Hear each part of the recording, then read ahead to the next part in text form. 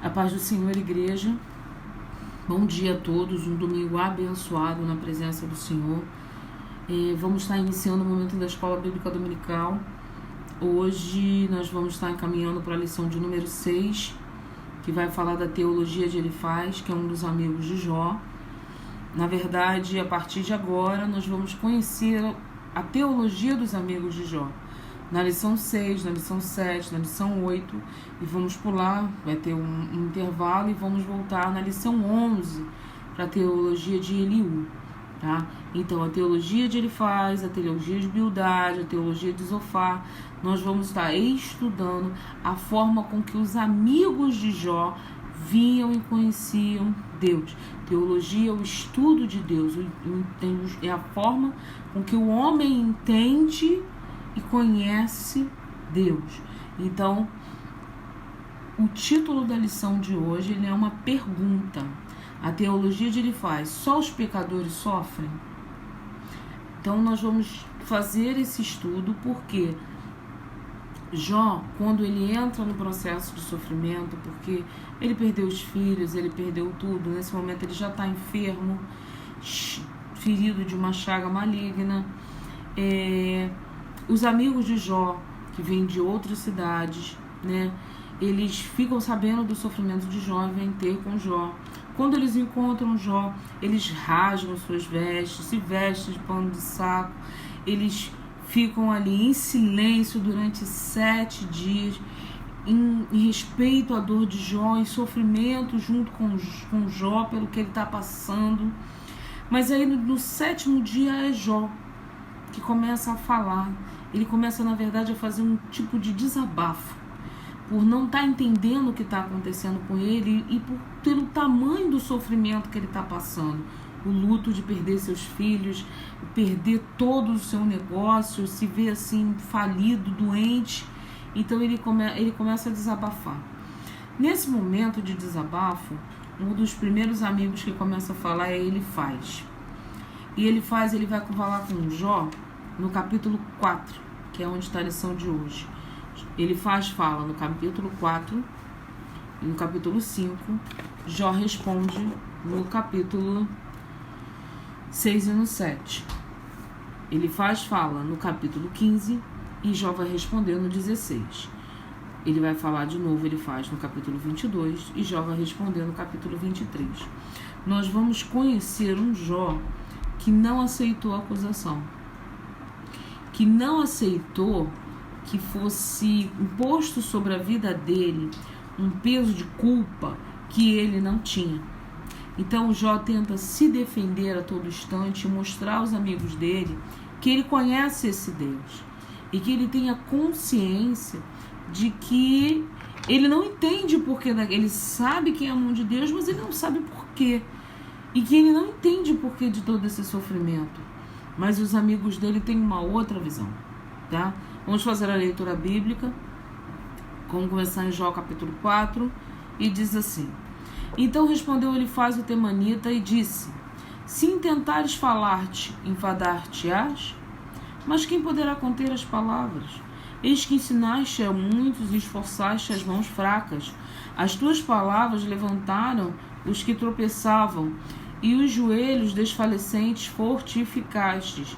Mas agora a ti te vem, e te enfadas, e tocando-te a ti te perturbas. Porventura não era o teu temor de Deus, a tua confiança, a tua esperança, a sinceridade dos teus caminhos? Lembra-te agora qual é o inocente que jamais pereceu, e onde foram os sinceros destruídos. Segundo eu tenho visto, os que lavram a iniquidade semeiam o mal e cegam isso mesmo. Jó capítulo 15. Então respondeu Elifaz o temanita e disse: Porventura dará o sábio em resposta à ciência de vento, e encherá o seu ventre de vento oriental, arguido com palavras que de nada servem, com razões de que nada se aproveitam? E tu tens feito vão o temor, diminui os rogos diante de Deus? Jó capítulo 22. Então respondeu Elifaz o temanita e disse: Porventura um homem será de algum proveito a Deus? Antes a si mesmo prudente será proveitoso. Ou tem o Todo-Poderoso prazer em que tu sejas justo, ou lucro algum em que tu faças perfeitos os teus caminhos. Ou te repreende pelo temor que tem de ti ou entra contigo em juízo? Porventura não é grande a sua malícia e sem temor a sua iniquidade? Então hoje a gente vai estar estudando a forma com que ele faz ver Deus, né? Ele vê de uma forma, ele usa uma justiça retributiva, ou seja, eu faço e recebo, né? Onde eu sou retribuído por alguma coisa, ou seja, os pecadores sofrem, o pecador sofre, né? E os justos não passam por situações, por reveses, por provas, por doenças, por problemas, né? Ele entra de uma forma religiosa de pensar e ele vai atacando a Jó, advertindo de que ele está ferindo a religião, que ele está ferindo os dogmas, a ortodoxia, não aceitando que ele está em erro, que ele está em pecado, né? Primeiro tópico. No primeiro tópico, a lição está dividida em 3 tópicos, cada um com seus subtópicos. O primeiro tópico é os pecadores no contexto da justiça retributiva. O comentarista vai explicar de que forma. Primeiro subtópico, a lei da semeadura e da colheita. Segundo subtópico, o homem colhe o que plantou. E o terceiro é a queixa de Jó. Ele vai falar como se Jó tivesse se queixado de da situação, tá? Então, ele acredita que os pecadores, eles sofrem. Não tem jeito. Quem está em sofrimento estaria em pecado, tá? E o que nós vamos entender disso? Claro que a lei da semeadura diz que tudo aquilo que você plantar, você vai colher. Então, se eu pratico atitudes más, se eu sou um ser humano mau, eu vou com certeza recolher as atitudes do meu pecado. É mentira dele? Não é. Porque realmente quem está em pecado vai arcar com naquele grande dia o Senhor vai vir julgar as nossas mazelas, as nossas culpas, os nossos problemas. Quem vai nos julgar é Deus, não é o homem, é Deus, tá? Então, quando ele passa para o segundo tópico, que ele diz que o homem colhe o que plantou, colhe mesmo. Para ele faz, nós habitamos em um universo moral que exige consequências das nossas ações. Você roubou, você vai preso. Você matou, você vai preso. As pessoas, a sociedade, ela exige uma postura de cobrança. Hoje, qual de nós não tem essa atitude de cobrança de que você contrata um serviço, você não é atendido, você processa.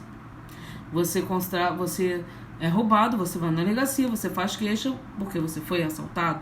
Então, existe esse conceito moral de uma retribuição, de que tudo que você faz tem consequência, tem que ter de certa forma, para que haja uma punição e as pessoas não saiam por aí agindo de uma forma maneira, roubando, matando, ferindo um direito do outro.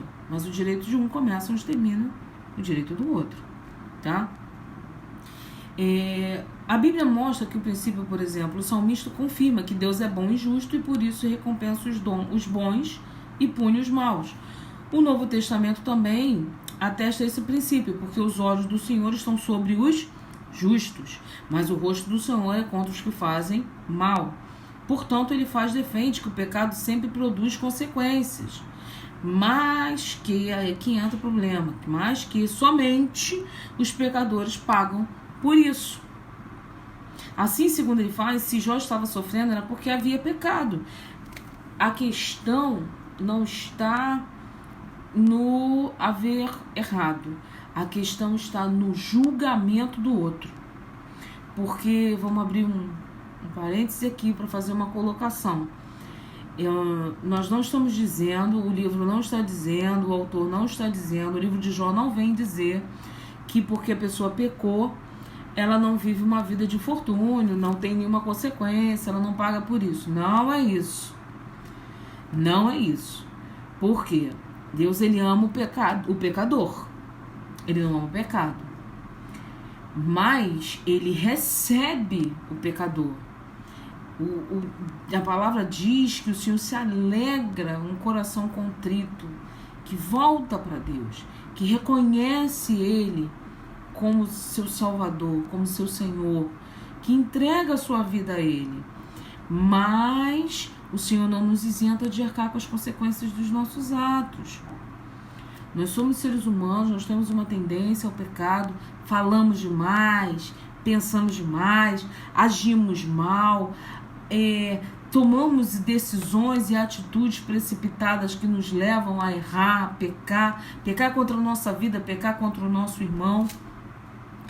Porém, o Senhor, Ele não nos isenta de arcar com as consequências. A pessoa que rouba ou mata, ela vai presa, e quando ela está no cárcere, ela encontra Jesus, ela conhece Jesus, Jesus vai trabalhando no caráter daquela pessoa, ela decide ter uma vida com Cristo, o Senhor perdoa os pecados, porém, ele não vai sair do cárcere porque o Senhor perdoou.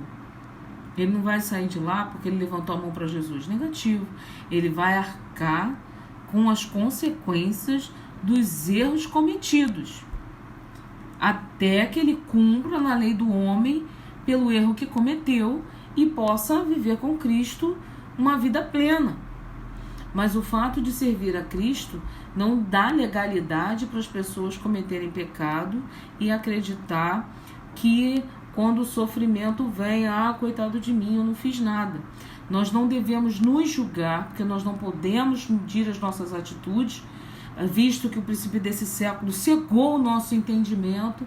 Então, às vezes, você tem muita certeza de que você está 100% certo, sendo injustiçado, mas Deus, na sua infinita sabedoria, sabe exatamente porque cada prova vem na sua vida, porque cada processo toma início na sua vida e na minha vida. Nós não vemos uma vida em que nós precisamos entender. Jesus diz que no mundo nós teríamos aflições. Tem de bom ânimo. Tem de bom ânimo. Ele não diz que você viveria uma vida sem prova. Jesus, o Evangelho de Cristo já contradiz a teoria de Elifaz. Porque o justo, que segundo ele, não sofre. Mas segundo Paulo, o justo vive pela fé. E se ele recuar, o Senhor não tem prazer nele. Então nós precisamos ter na nossa mente que se eu errar, o que vier sobre a minha vida é consequência da minha atitude errada. O Senhor perdoa o meu pecado, o Senhor perdoa a minha atitude, a partir do momento que haja um quebrantamento, a partir do momento que haja uma mudança de caráter, uma mudança de posicionamento, mas, porém, eu não vou estar livre de arcar com os erros que eu cometi. Se eu magoar uma pessoa, eu não posso arrancar a mágoa do coração dela. Eu não posso voltar atrás de uma palavra que eu diga que vai ferir alguém. Quem pode sarar aquela ferida é Deus. A partir do momento que eu reconheça também que eu errei, que eu peça perdão pelo que eu fiz. Senhor, ajuda a pessoa a me perdoar. Eu tenho certeza que eu não deveria ter dito. Eu tenho certeza do dano que eu causei sem querer causar. Pai, Senhor, com que a gente venha se perdoar, que ela venha me perdoar e que ela possa entender a minha natureza humana. Tudo provém de uma oração, tudo provém de uma atitude de fé, uma atitude de reconhecimento da sua natureza, da minha natureza, que é falha, que precisa ser tratada pelo próprio Criador. Amém? Então, o comentarista vai dizer assim: quantos são os que fazem acusações precipitadas quando alguém passa por um momento delicado na sua vida? Ao julgar precipitadamente, muitos cometem injustiça e esquecem de que Deus é quem pode ver o lado todo da questão. É aí que está o outro problema. Paulo diz que nós somos imitadores de Cristo, nós devemos ser imitadores de Cristo. E Cristo, quando esteve em sua condição humana, ele não esteve como juiz. Quando levaram para ele a mulher adúltera, então, diz aí quem errou. O que ele vai dizer? Ele vai condenar ela? Muito pelo contrário. Ele vai lembrar, assim como ele lembra a todos nós nesse momento, que somos pecadores. E que nós não estamos aqui para julgar ninguém, porque todos nós seremos julgados. Que é uma outra questão também, é a questão do cego, que Jesus encontra com ele no caminho. Está em João capítulo 9, do 1 ao 3. Então Jesus vem, né, pelo caminho, passando Jesus, viu um homem cego de nascença. E os seus discípulos lhe perguntaram, dizendo: Rabi, quem pecou? Este ou seus pais para que nascessem cegos? Você sabe quantas acusações aquele povo fazia em relação aos pais daquele homem cego? Que eles deviam ter pecado, que o menino, que ele era cego porque os pais erraram, porque tudo naquele contexto apontava que aquela criatura tinha nascido cega por causa de um erro da família, por causa do que a gente chama de herança, hereditário, né? Os pecados hereditários, né? As coisas que vêm passando de geração para geração. Quem pecou? E Jesus vai responder. Jesus respondeu: nem ele pecou, nem os seus pais pecaram, mas foi assim para que se manifeste nele as obras de Deus. O que Jó representa aqui é exatamente isso. Ele não tinha pecado, mas ele estava sofrendo aquilo para que a glória de Deus se manifestasse sobre a vida dele. Então eu estou sofrendo para que a glória de Deus se manifeste na minha vida, irmão. Meu irmão, Jesus é quem sabe, porque não cabe a mim e não cabe a ninguém dizer por que o justo sofre. Só quem tem essa resposta é Deus. Porque Jó passou por tudo isso? Deus confiava em Jó, assim como ele confia em mim e em você. Deus deu bom testemunho de Jó quando Satanás disse que ele só servia a Deus porque Deus dava tudo para ele. Então, nesse contexto de que nós não devemos acusar o outro, nesse conhecimento, nós não devemos mesmo, porque nós não sabemos o que Deus tem determinado na vida de cada um. Deus tem uma biometria para cada um, uma identidade para cada um. Então, dentro do plano que Deus tem com a minha vida, Ele tem um caminho para mim percorrer. Dentro desse caminho, se tem sofrimento, se tem alegria, se tem propósitos, é entre Deus e cada um de nós. O que nós devemos fazer é manter a conduta de Jó, sermos firmes, não desanimarmos em nenhum momento. No terceiro subtópico dessa primeira parte, Jó não aceita essa tese de Elifaz. Ele vai dizer que é a queixa de Jó. Mas eu acredito que é uma questão de entendimento, tá? O patriarca não aceita a tese de Elifaz. Por isso ele começa a se sentir alienado de Deus, de si mesmo, não entendendo, porque ele sabe que ele não fez nada, ou ele não entende por que Deus está fazendo ele passar por tudo aquilo, e dos seus amigos, que ao invés de terem uma palavra de incentivo, eles estavam acusando e levantando situações sobre a vida de Jó, como se Jó tivesse errado, como se Jó tivesse realmente pecado e merecesse toda a dor pelo qual ele estava passando. Ele era justo e não estava em pecado, portanto não merecia sofrer. Em seguida, Jó, ele se queixa a Deus, está em Jó capítulo 7, do 11 ao 21. Desejando abrir uma porta de diálogo com o Altíssimo, ele não quer explicações baseadas em teorias teológicas antigas. Ele não quer esse pré-conceito, essa visão pré-concebida dos amigos, né? Ele quer ter uma conversa, um relacionamento sincero com Deus, com o Criador, onde Jó fala com ele e Deus fala com Jó. No momento da dor, a melhor coisa a se fazer é se dirigir pessoalmente a Deus. O que nós devemos fazer, Jó me ensina que o que nós devemos fazer, o que eu devo fazer nos momentos de dor e aflição é falar diretamente com Deus.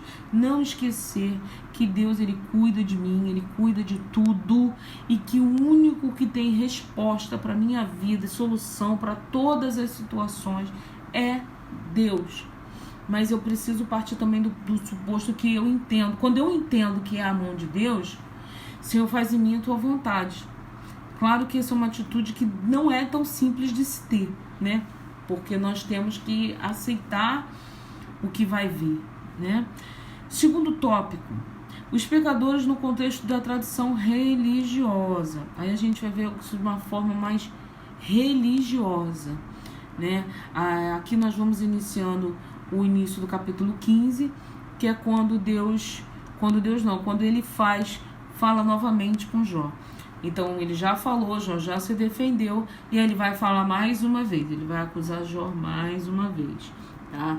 Ele vai falar de uma ortodoxia engessada e depois de uma ameaça à tradição religiosa, que é o que Jó começou a aparecer, tá? Essa ortodoxia engessada, a ortodoxia é a forma de interpretação da doutrina, do sistema teológico implantado como único e verdadeiro pela igreja, dogmatismo religioso, né? É a forma com que a doutrina era aplicada nesse contexto, tá?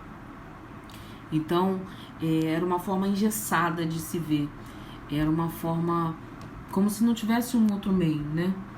Acreditava-se que só se alcançava a graça de Deus, ou o favor de Deus, fazendo coisas agradáveis a Deus, como uma forma de barganha. Então eu faço, eu recebo. Eu faço coisa boa, eu recebo coisa boa. Eu faço coisa ruim, eu recebo coisa ruim. Para que eu quisesse o favor do Senhor, para mim ser abençoado, eu precisava ser uma pessoa boa, e não pecadora. Se eu não conseguisse sucesso nas minhas ações, é porque eu estaria em pecado, né? Porém, Paulo, lá no livro dos Efésios, ele vai nos fazer uma advertência. Ele vai dizer que pela graça sois salvos por meio da fé.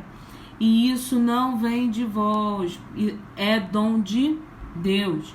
Não vem das obras para que ninguém se glorie, porque somos feitura sua, criados em Cristo Jesus para as boas obras, criados em Cristo Jesus para as boas obras, a quais Deus preparou para que andássemos nelas. Então, a partir do momento que eu aceito a Cristo, que eu deixo a velha criatura, que eu permito que Deus molde o meu caráter, eu passo a ser imitador de Cristo, eu também passo a fazer boas obras, não porque boas obras me levam para o céu, mas porque boas obras fazem parte do caráter daquele que é imitador de Cristo. Eu não posso confundir as coisas. Eu não posso viver esse tipo de teologia que diz que eu vou lá, dou a cesta básica, eu dou lá, faço a obra social, eu vou para o céu, vou ser abençoado. Se for assim, tem uma opção de religião por aí, em que as pessoas vivem na prática do pecado, fazem suas boas ações e acreditam que pagaram todos os seus erros.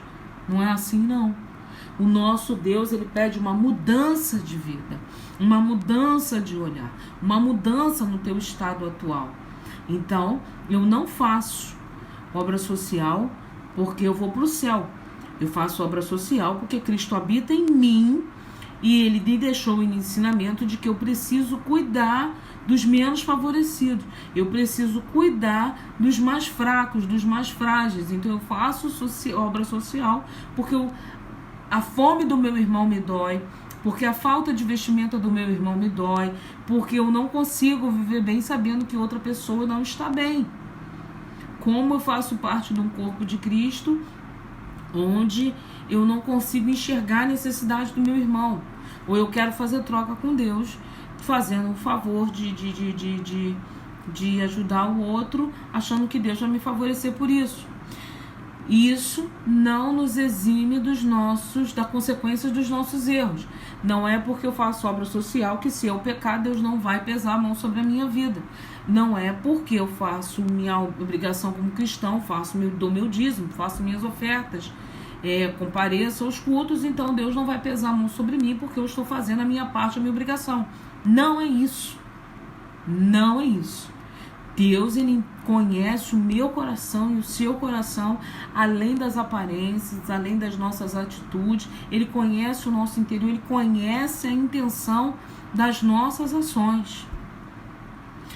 E eu não posso viver enganado, acreditando que porque eu tomo atitudes, eu faço coisas boas, Deus vai me abençoar. Não é isso. Tanto que é para que a obra, ninguém se glorie, ninguém deve se gloriar porque faz a obra.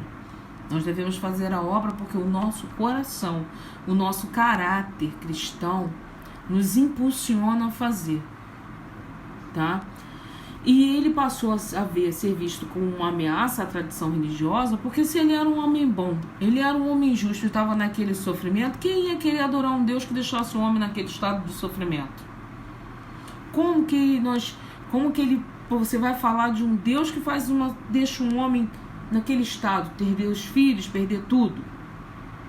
Como se explicaria naquele tempo uma pessoa estar na situação de Jó sem ter pecado?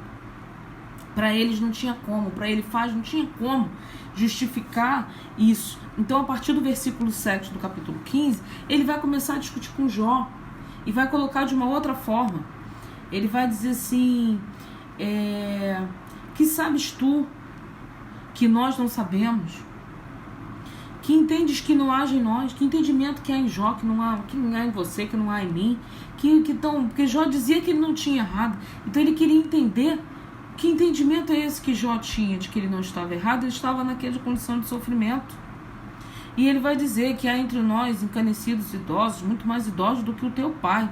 Segundo ele faz, ainda que fosse um homem sábio, Jó não era mais sábio que nem mais antigo do que o dogma que ele estava negando. Então ele acreditava que Jó estava negando o dogma, ou seja, a forma com que essa religião, essa forma com que Deus estava sendo pregado nesse tempo pelos antigos. Um Deus que só era capaz, só era presente, só se fazia presente se eu fosse, não pecasse. Eu acredito que Deus ele sabe exatamente o que faz, não tenho dúvida disso não. A questão é que Deus fez exatamente o que devia fazer no tempo certo. Porque hoje nós não entenderíamos como tantas pessoas passam por sofrimento se nós não entendêssemos que o justo também sofre. O justo também precisa passar por seus processos, pelo seu próprio amadurecimento e pelo seu próprio vínculo com Deus. Porque quando a prova vem, eu não tenho que me afastar de Deus. Muito pelo contrário, eu preciso me aproximar mais de Deus. Eu preciso falar mais com Deus. É por isso que muitas vezes Deus abençoa a pessoa se afasta da presença. Deus põe a pessoa de novo no processo. Porque Deus quer você pertinho. Deus não quer você distante, Deus quer você perto. Então nós é que devemos escolher o caminho melhor de nos relacionarmos com Deus se não quisermos entrar sempre em situações. No terceiro subtópico dessa primeira parte, um defensor celeste. Em sua defesa, Jó se contrapõe ironicamente ao argumento de Elifaz. Está lá no Jó 16, no 17. Tá? Ele vai fazer, nesse texto, Jó vai reclamar, mas não blasfemar contra Deus. Ele tem a consciência de que a teologia de seu amigo firmava-se na terra. Era uma coisa terrena. A visão de Elifaz era uma visão terrena. Eu preciso ser espiritual para entender as coisas do espírito. Mas o homem de Uz apelava aos céus. Sua fé o projetava para o alto, à procura de quem possa defendê-lo. Ele quer um defensor que interceda por ele no céu. Tá? E o seu anseio por um mediador pronuncia o justo advogado de Jesus Cristo. Ele acaba fazendo um pronunciamento profético, profetizando a vinda de Cristo, que é o nosso advogado. Então, diz assim, Jó no capítulo 16, eu separei do 16 ao 19, tá? O meu rosto está todo vermelhado de chorar, e sobre as minhas pálpebras está a sombra da morte. Apesar de não haver violência nas minhas mãos, e de ser pura a minha oração, terra, não cubras o meu sangue, e não haja lugar para ocultar o meu clamor. Eis que também agora a minha testemunha está no céu, e nas alturas o meu testemunho está. Ou seja, no céu Deus vai continuar testemunhando em favor de Jó. Ainda que o meu rosto estivesse de sofrimento, que é o que ele está dizendo, sobre todo o choro que ele estava tendo, apesar dele não ter errado, ele tinha convicção de que tudo estava no controle de Deus. Tá? No terceiro subtópico e último, os pecadores diante de um Deus infinito. Nesse último tópico, ele vai estar dividido de duas formas. Deus não se importa com as quimeras humanas e Deus caminha com os homens. Tá? Muito importante. Porque o que ele faz, ele entende que Deus ele fez tudo mas que Deus, na sua infinita sabedoria, soberania, ele não se envolveria com as questões humanas, com as quimeras, as questões humanas. Então seria um Deus distante. E eu preciso dizer para você e lembrar que nós não servimos a um Deus distante. Nós servimos a um Deus que enviou o seu Filho pela sua vida e pela minha, que deixou o Espírito Santo Consolador como nosso amigo, para que nós pudéssemos conversar com Ele, como nosso intercessor.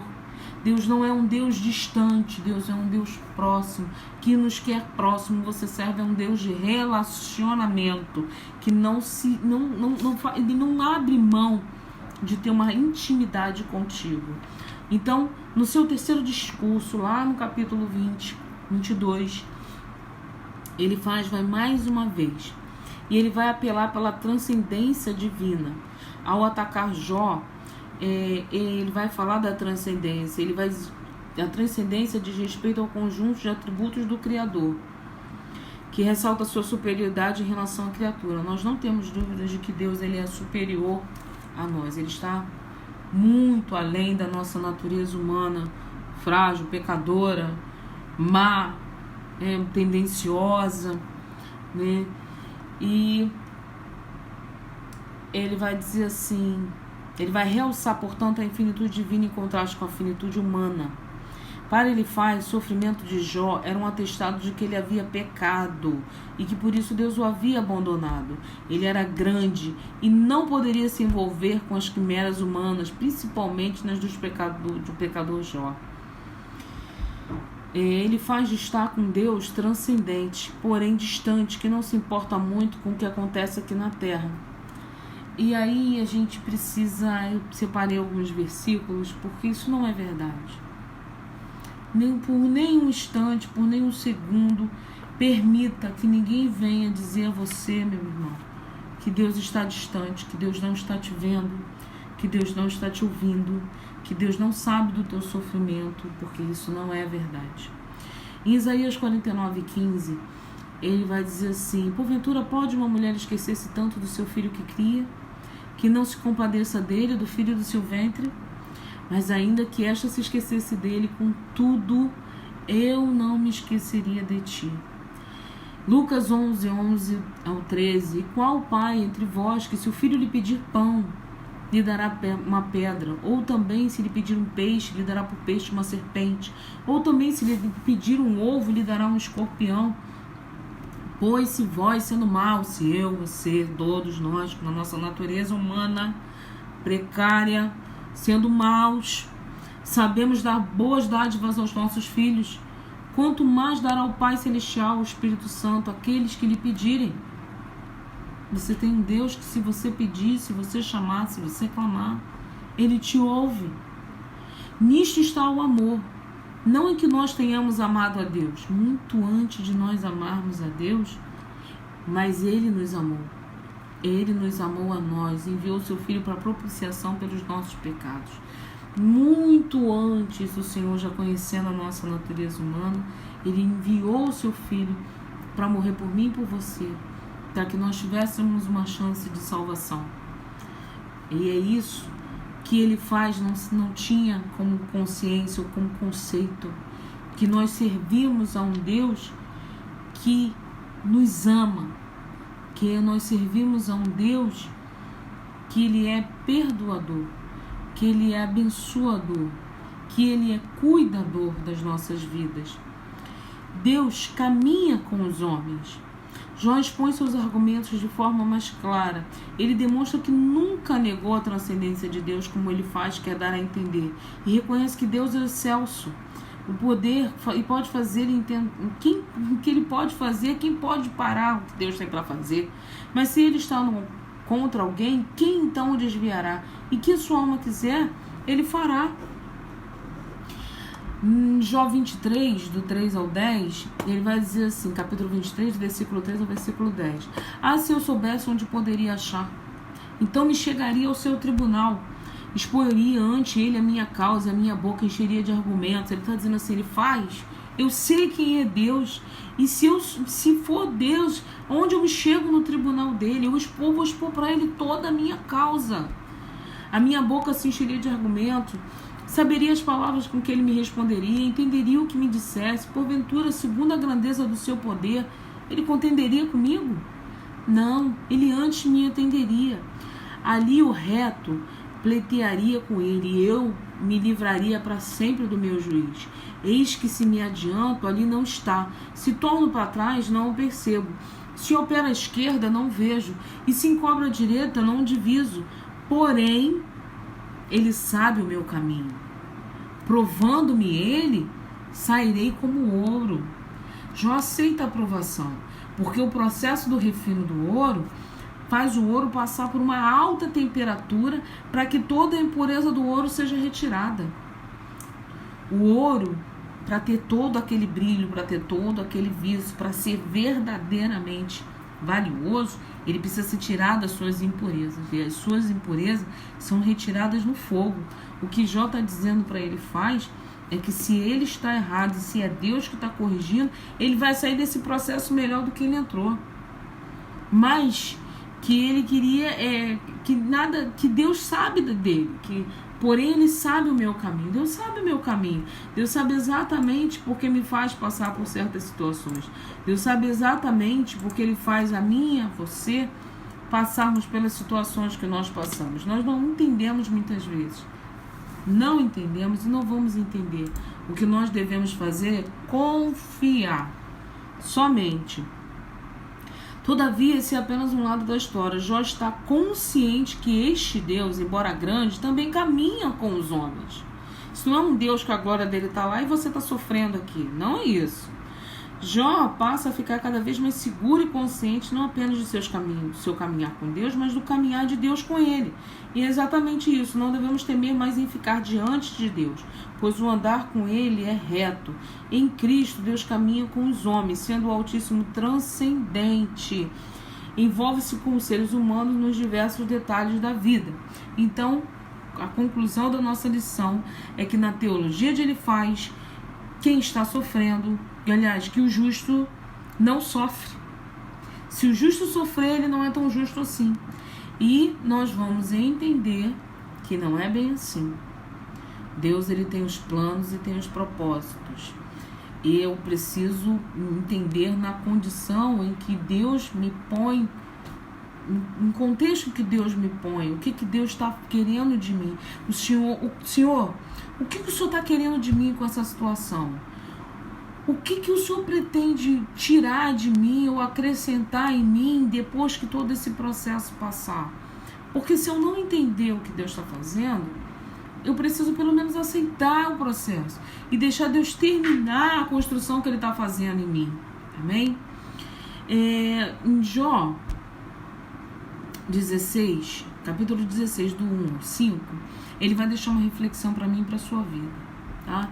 Jó vai responder aos amigos. Ele vai dizer assim: então Jó dizendo, tenho ouvido muitas coisas como estas, porque muitas foram as acusações. Todos vós sois consoladores molestos. Porventura não terão fim essas palavras de vento?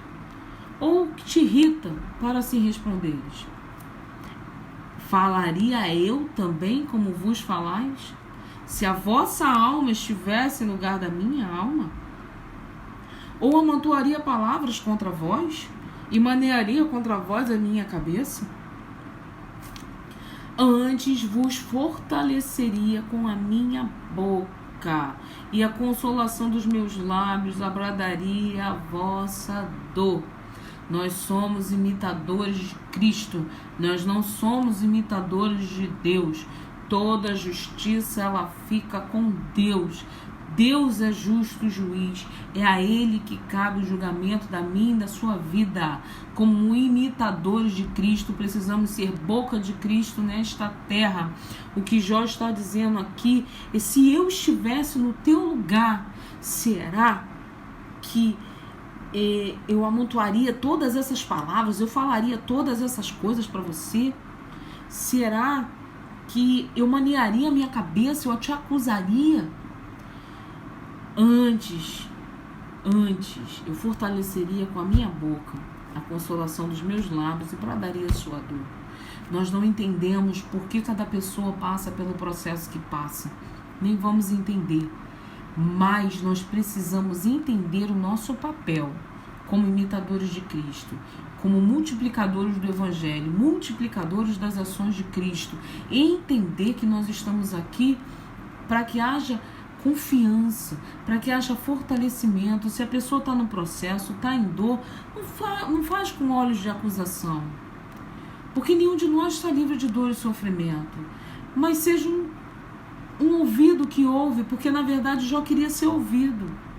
Quando a pessoa fala do problema, ela desabafa, ela mesma se escuta, ela mesma se corrige. Às vezes a pessoa só quer falar, às vezes a pessoa quer uma palavra de você está sofrendo, não vai dizer a pessoa assim, mas você não fez nada, você é coitadinho, não é isso. A palavra é de incentivo, mantenha sua fé, confie em Deus. Você está passando o processo, mas não está sozinho. Deus tem um objetivo. Vamos confiar que Deus tem um propósito. Manter as pessoas confiantes, não jogar elas para fora, como se nós fôssemos santarrões, donos de uma certeza infinita de que todo mundo está errado e somente nós somos dignos da misericórdia de Deus. Nós não somos esses. Nós somos imitadores de Cristo, amorosos, pacificadores, acolhedores, doadores. Somos boca de Cristo nessa terra. Amém? Eu agradeço a minha oportunidade. Convido a todos para estar hoje conosco no culto, às 7 horas da noite. Venha, traga a sua família. Venha conhecer e ouvir mais de Deus. Que o Senhor venha falar mais profundamente ao coração de cada irmão. Até o próximo domingo. Um domingo abençoado para todos, em nome de Jesus. Amém.